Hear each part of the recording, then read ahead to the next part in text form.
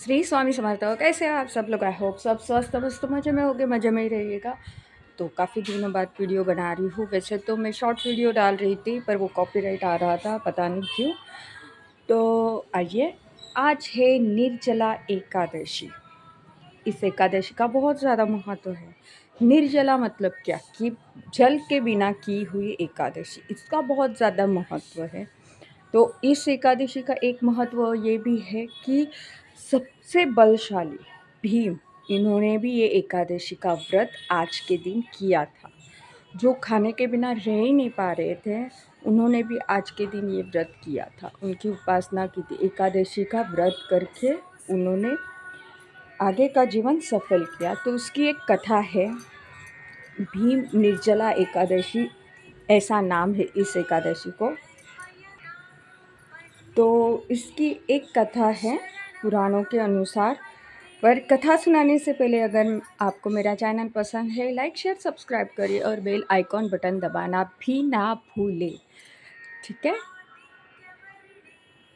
Okay, तो आइए, भीम निर्जला एकादशी 24/11वें वर्ष में सबसे शुभ एवं सर्वोत्तम एकादश मतलब कि निर्जला एकादश जेठसुद 11 है। जिस एकादशी पर माता कुंता जी अपने पांचों पुत्रों को निर्जला यानी पानी तक नहीं पीने देती थी, परंतु भीमसेन यह एकादशी नहीं कर सके। लेकिन जैसे ही माता कुंता जी ने एन केन प्रकार ने इस एकादशी को भीम के पास आई तो उन्होंने भीमसेन से कहा कि आज 11 बजे जाकर यमुना जी में स्नान करो। हमने जल्दी स्नान किया और भगवान की प्रार्थना की। भीमसेन ने कहा कि हम पहले खिचड़ी खाएंगे, यमुना के बाद हम खिचड़ी खाएंगे। जमुना के बाद हम खिचड़ी खाएंगे।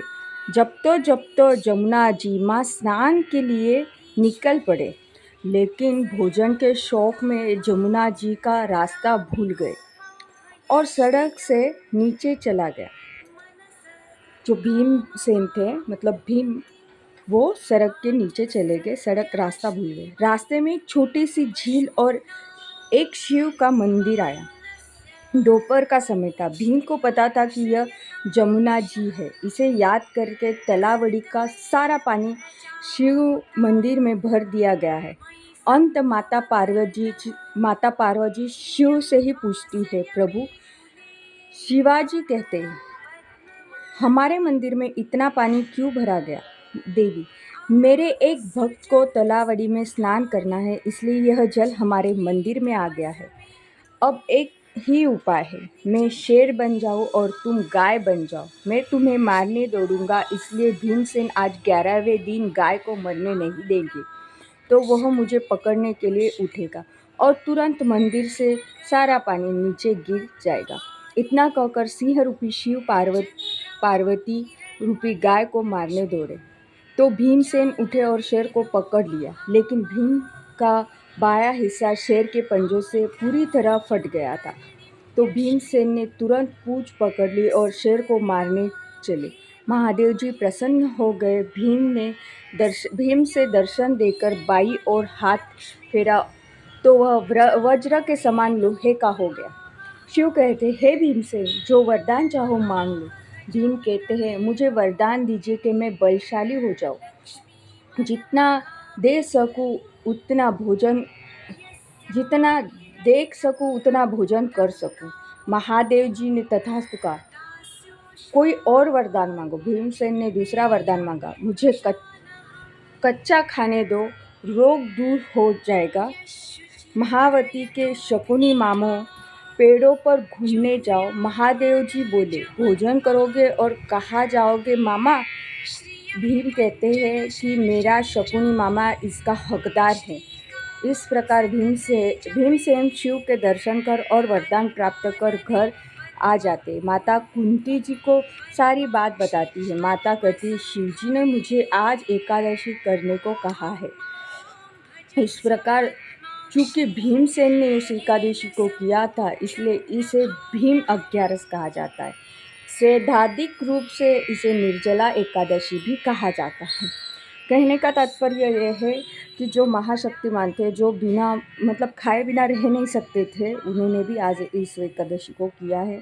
इनमें से कुछ शब्द संस्कृत के हैं जो समझने बहुत ही कठिन है, पर इनमें से मुझे एक जो लाइन है वो बहुत ज़्यादा पसंद आई। वो कुछ इस तरह से है, तो जब तो जमुना जी माँ स्नान के लिए निकल पड़े। जब तो जमुना जी में स्नान के लिए, मतलब जो जाप कर रहे थे उन्होंने जाप करते करते जमुना जी के लिए निकल पड़े। तो कुछ इस तरह था भीम निर्जला एकादशी। इसके साथ अगर आप इस मंत्र का जाप करते हो, ये अगर जाप पूरे दिन आप करते हो तो बहुत फलदायी है, क्योंकि विष्णु भगवान की एकादशी है, विष्णु एकादशी है।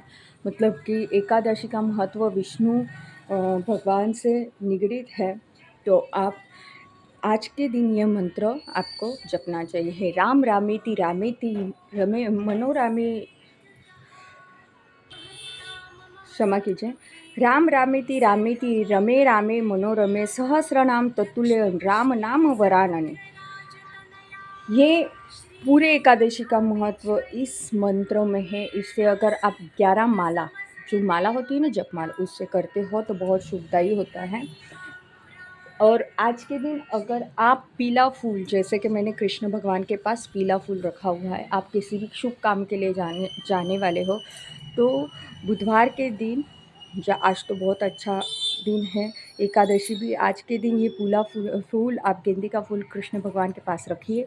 दूसरे दिन उसे निकाल दीजिए, वो सूख जाता है पूरी तरह से। जब सूख जाता है, थोड़ी सी हल्दी लीजिए, उस हल्दी में इसको कूट दीजिए, पूरा मिक्सर हल्दी का और इसका पीस, मतलब कूट दीजिए, मतलब कोरा, पानी नहीं डालना, ऐसे ही कूट दीजिए। और फिर पानी डाल के इसका गंध बनाइए और ये अपने माथे पे तिलक लगाइए। इससे आपकी सारी मनोकामना पूरी हो जाती है। किसी भी शुभ काम करने के लिए जाते हो बाहर, तो आप इस टीके को लगा के जाइए, आपका काम हो जाएगा। तो इसी के साथ मैं आज का ये वीडियो पूरा करती हूँ। अगर आपको मेरा वीडियो पसंद आता है, लाइक शेयर सब्सक्राइब करिए और बेल आइकॉन बटन दबाना ना भूलिए। तब तक के लिए स्वस्थ रहिए, मस्त रहिए और अपनी कुल देवी की सेवा में रमणीय रहिए। श्री स्वामी समर्थ।